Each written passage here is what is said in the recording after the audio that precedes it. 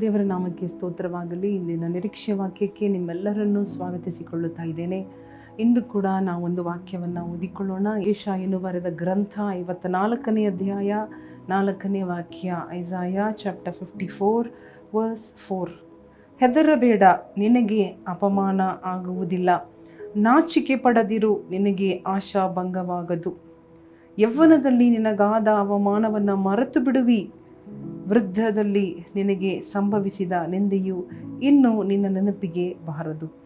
ಈ ವಾಕ್ಯದಲ್ಲಿ ದೇವರು ನಮಗೆ ಇವತ್ತು ಹೇಳುವಂತಹ ಸಂದೇಶ, ಹೇಳುವಂತಹ ನಂಬಿಕೆಯ ಮಾತು ಏನು, ನಿರೀಕ್ಷೆ ಕೊಡುವಂತಹ ಶಬ್ದ ಅಥವಾ ಒಂದು ವಿಷಯ ಏನು ಎಂಬುದಾಗಿ ನೋಡುವಾಗ, ನೀನು ಹೆದರಬೇಡ, ನಿನಗೆ ಆಶಾಭಂಗ ಆಗುವುದಿಲ್ಲ, ನೀನು ನಾಚಿಕೆ ಪಡುವುದಿಲ್ಲ, ನೀನು ಅಪಮಾನ ಪಡುವುದಿಲ್ಲ.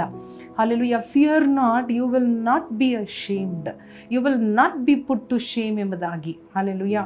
ಜನರು ನಮ್ಮನ್ನು ಅಪಹಾಸ್ಯ ಮಾಡುವಾಗ, ನಮ್ಮನ್ನು ಅವಮಾನ ಪಡಿಸುವಾಗ ಒಂದು ವೇಳೆ ನಮಗೆ ಒಂದು ಸಮಾಧಾನ, ಒಂದು ಧೈರ್ಯ ದೇವರಲ್ಲಿ ನಾವು ತಂದುಕೊಳ್ಳುತ್ತೇವೆ. ಆದರೆ ಅನೇಕ ಸಾರಿ ನಮ್ಮ ಸುತ್ತಲಿನ ಪರಿಸ್ಥಿತಿಗಳಿಗಿಂತ, ನಮ್ಮ ಸುತ್ತ ಇರುವ ಶತ್ರುಗಳಿಗಿಂತ, ಪ್ರಾಬ್ಲಮ್ಗಳಿಗಿಂತ, ಹೊರಗಡೆಯಿಂದ ಬರುವಂತಹ ಅಪಮಾನದ ಭಯಕ್ಕಿಂತ ನಮ್ಮ ಒಳಗಡೆ ಇರುವಂತಹ ಒಂದು ಭಯ ಏನು ಅಂದರೆ, ಅಯ್ಯೋ ನಾನು ಅವಮಾನ ಪಡುವೆನೋ, ನನ್ನನ್ನು ಕುರಿತೇ ನನಗೆ ಅವಮಾನ. I am ashamed of my self. ನನ್ನನ್ನು ಕುರಿತು, ನನ್ನ ವಿಷಯ, ನನ್ನ ಜೀವನ, ನನ್ನ ಪರಿಸ್ಥಿತಿ ಈ ರೀತಿ ಇದೆಯಲ್ಲ ಎಂಬ ಅವಮಾನ, ನನ್ನನ್ನು ಕುರಿತೇ ನನಗೆ ನಾಚಿಕೆ ಪಡುವಂತಹ ಹಲವಾರು ಪರಿಸ್ಥಿತಿಗಳು ಇರಬಹುದು. ಅಥವಾ ನಮ್ಮ ಮನಸ್ಥಿತಿ ಆ ರೀತಿ ಇರಬಹುದು, ಅಥವಾ ನಮ್ಮ ಹಿಂದಿನ ಜೀವನ ಆ ರೀತಿ ಇರಬಹುದು. ನಮ್ಮ ಯೌವನ ಅಥವಾ ನಮ್ಮ ಕಳೆದ ಕಾಲದ ಜೀವನ ನೆನಪು ಮಾಡಿಕೊಳ್ಳುವಾಗ we are ashamed of ourselves. ಈ ನಾಚಿಕೆ ನನ್ನನ್ನು ಕೊಂದು ಬಿಡುತ್ತದೋ, ಈ ನಾಚಿಕೆಯಲ್ಲಿ ನಾನು ಮುಳುಗುತ್ತೇನೋ ಎಂಬ ಭಯ ನಮ್ಮಲ್ಲಿ ಇರುತ್ತದೆ. ಅಂಥವರನ್ನು ನೋಡಿ ದೇವರು ಹೇಳುತ್ತಾ ಇದ್ದಾರೆ, ಹೆದರಬೇಡ, ನಿನಗೆ ಅಪಮಾನ ಆಗುವುದಿಲ್ಲ ಎಂಬುದಾಗಿ. ಹಲ್ಲೆಲೂಯಾ. ದೇವರು ಸಮಾರ್ಯ ಸ್ತ್ರೀಯನ್ನು ನೋಡ್ರಿ, ಅವಳ ಕಳೆದ ಜೀವನ, ಹಳೆಯ ಜೀವನ, ಪ್ರಸ್ತುತ ಜೀವನ ಅವಳದು ತುಂಬ ನಾಚಿಕೆ ತುಂಬಿದ ಜೀವನ.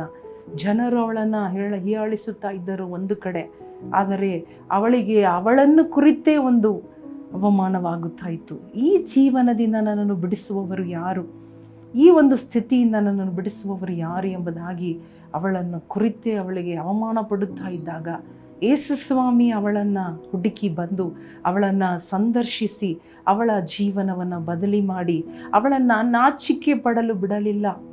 ಅವಳ ನಾಚಿಕೆಯ ಜೀವನ, ಹಲ್ಲೆಲೂಯಾ, ರಹಸ್ಯದ ಜೀವನ ದೇವರು ಆಶೀರ್ವಾದವಾಗಿ ಬದಲಿ ಮಾಡಿದರು. ಅವಳನ್ನು ಒಂದು ಸುವಾರ್ತಿಕೆಯಾಗಿ ಬದಲಿ ಮಾಡಿದರು. ಅವಳು ಎಲ್ಲರ ಮುಂದೆ ಬಹಿರಂಗವಾಗಿ ತಲೆ ಎತ್ತಿ ತಿರುಗಾಡುವಂತೆ ಜೀವನ ಮಾಡಿಕೊಟ್ಟರು, ಬದಲಿ ಮಾಡಿಕೊಟ್ಟರು. ಅದೇ ರೀತಿಯಾಗಿ ದೇವರು ಇವತ್ತು ನಮ್ಮನ್ನು ನೋಡಿ ಹೇಳುತ್ತಾ ಇದ್ದಾರೆ. ಕಳೆದ ದಿನದಲ್ಲಿ ದೇವರು ಹೇಳಿದ ಇದೇ ಮಾತು ನಿಮಗೆ ನಾನು ಹೇಳುತ್ತಾ ಇದ್ದೇನೆ, ನೀನು ಭಯಪಡಬೇಡ, ನೀನು ನಾಚಿಕೆ ಪಡುವುದಿಲ್ಲ. ಹಲವಾರು ಸಾರಿ ನನ್ನ ಸ್ಥಿತಿಗತಿ ಈ ರೀತಿ ಇದೆಯಲ್ಲ, ನನ್ನ ಹಣೆ ಬರಹ ಈ ರೀತಿ ಇದೆಯಲ್ಲ ಎಂಬುದಾಗಿ ನೀವು ನಾಚಿಕೆ ಪಡುತ್ತಾ, ಮುಖ ಮುಚ್ಚಿಕೊಳ್ಳುತ್ತಾ, ರಹಸ್ಯವಾಗಿ ಅಳುತ್ತಾ ಇರಬಹುದು. ದೇವರು ಹೇಳ್ತಾ ಇದ್ದಾರೆ, ಇಲ್ಲ ಇಲ್ಲ ಮಗಳೇ, ಮಗನೇ, ನಿನ್ನ ನಾಚಿಕೆ ಪಡುವುದಿಲ್ಲ. ನೀನು ಮರೆತು ಬಿಡು, ಹಳೆದನ್ನು ಮರೆತು ಬಿಡು, ನಿನ್ನ ನೆನಪಿಗೆ ತರಬೇಡ. ನಾನು ನಿನ್ನನ್ನು ಹಲ್ಲೆಲೂಯಾ ಗೌರವಪಡಿಸುತ್ತೇನೆ. ಕಣ್ಣು ಮುಚ್ಚಿ ದೇವರಿಗೆ ಸ್ತೋತ್ರ ಮಾಡಿ ಹೇಳೋಣ. ದೇವರು ಜೀವನವನ್ನು ಬದಲಿ ಮಾಡುವ ದೇವರಾಗಿದ್ದಾರೆ, ಪರಿಸ್ಥಿತಿಗಳನ್ನು ಬದಲಿ ಮಾಡುವ ದೇವರಾಗಿದ್ದಾರೆ. ನಮ್ಮ ಅಂತರಂಗ ಜೀವನವನ್ನು ನೋಡಿ ನಮ್ಮ ನಾಚಿಕೆಯನ್ನು, ನಮ್ಮ ಅವಮಾನವನ್ನು, ನಮ್ಮ ಬೆತ್ತಲೆಯನ್ನು ಮುಚ್ಚುವ ದೇವರಾಗಿದ್ದಾರೆ. ನಮ್ಮ ಕುಂದು ಕೊರತೆಗಳು, ನಮ್ಮ ಕಷ್ಟಗಳನ್ನು ನೋಡಿ ನಾವು ನಾಚಿಕೆ ಪಡುತ್ತಾ, ಮುಖ ಮುಚ್ಚಿಕೊಳ್ಳುತ್ತಾ, ಅಡಗಿಕೊಳ್ಳುತ್ತಾ ಇರಬಹುದು. ಆದರೆ ದೇವರು ಹೇಳುತ್ತಾ ಇದ್ದಾರೆ, ಇಲ್ಲ ಮಗಳೇ, ನಾನು ನಿನ್ನನ್ನು ವಾಸಿ ಮಾಡುವೆನು, ನಾನು ನಿನ್ನನ್ನು ತಪ್ಪಿಸುವೆನು, ಬಿಡಿಸುವೆನು, ಆಶೀರ್ವದಿಸುವೆನು, ನಾನು ನಿನ್ನನ್ನು ಘನಪಡಿಸುವೆನು. ಹಲ್ಲೆಲೂಯಾ. ದೇವರು ಅಪ್ಪ ನಿಮಗೆ ಸ್ತೋತ್ರ ಸ್ವಾಮಿ. ಈ ಸಮಯದಲ್ಲಿ ಈ ವಾಕ್ಯಕ್ಕಾಗಿ ಸ್ತೋತ್ರ, ಈ ಧೈರ್ಯಕ್ಕಾಗಿ, ಈ ವಾಗ್ದಾನಕ್ಕಾಗಿ ಸ್ತೋತ್ರ. ಎಂದಿಗೂ ನಮ್ಮನ್ನು ಅಪಮಾನಕ್ಕೆ ಬಿಟ್ಟು ಬಿಡುವುದಿಲ್ಲ ಸ್ವಾಮಿ. ನಾವು ಅಪಮಾನದಲ್ಲಿ ಇರುವುದಿಲ್ಲ, ಅದಕ್ಕೆ ಬದಲಾಗಿ ನಮಗೆ ಘನ ಗೌರವ ಕೊಡುವಿ ಸ್ವಾಮಿ. ಯೇಸು ಕ್ರಿಸ್ತನ ನಾಮದಲ್ಲಿ ಬೇಡಿಕೊಳ್ಳುತ್ತೇವೆ ನಮ್ಮ ತಂದೆ, ಆಮೇಲೆ. ಪ್ರಿಯ ಸಹೋದರ ಸಹೋದರಿಯರೇ, ದೇವರು ನಿಮ್ಮನ್ನೇ ನೋಡಿ ಹೇಳುತ್ತಾ ಇದ್ದಾರೆ, ಹೆದರಬೇಡ, ನಿನಗೆ ಅಪಮಾನ ಆಗುವುದಿಲ್ಲ, ನಿನಗೆ ಆಶಾಭಂಗ ಆಗುವುದಿಲ್ಲ. ಹಲ್ಲೆಲೂಯಾ. ದೇವರು ನಿಮ್ಮನ್ನು ಆಶೀರ್ವದಿಸಲಿ. ಆಮೇಲೆ.